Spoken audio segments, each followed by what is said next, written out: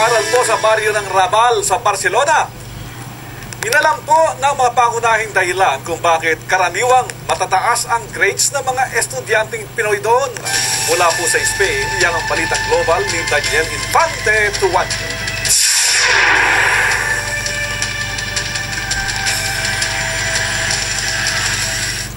Halos si Perfect Ilara ang lahat ng subjects. Isa siya sa pinakamagagaling na estudyante sa kanilang klase at kahit sa Pilipinas, parati siyang first honor. Ganon din si Jasper, parating pinupuri ng teacher dahil sa magandang performance. Kapansin-pansin ang magandang reputasyon ng mga estudyanteng Pinoy sa Barcelona.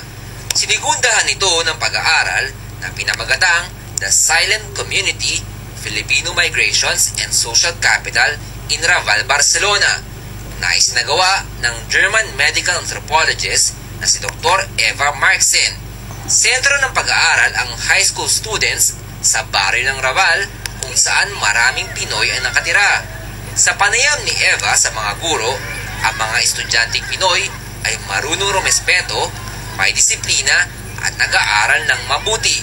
Tinukoy din ang positibong impluwensya ng magulang at ng Filipino community sa mga bata, lalo na ang pagiging istrikto at pagpapahalaga sa edukasyon.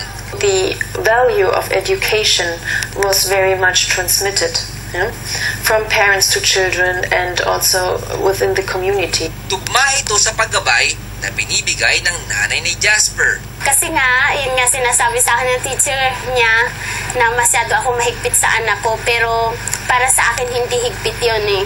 Kasi sa kinabukasan rin naman kasi niya yun. Ganon din sa mga magulang ni Lara. Kung mayroon kang sapat na edukasyon, diyan ka uunlad. At siyempre, pag mahirap ka, yun lang talagang susi mo para medyo umangat ang buhay natin.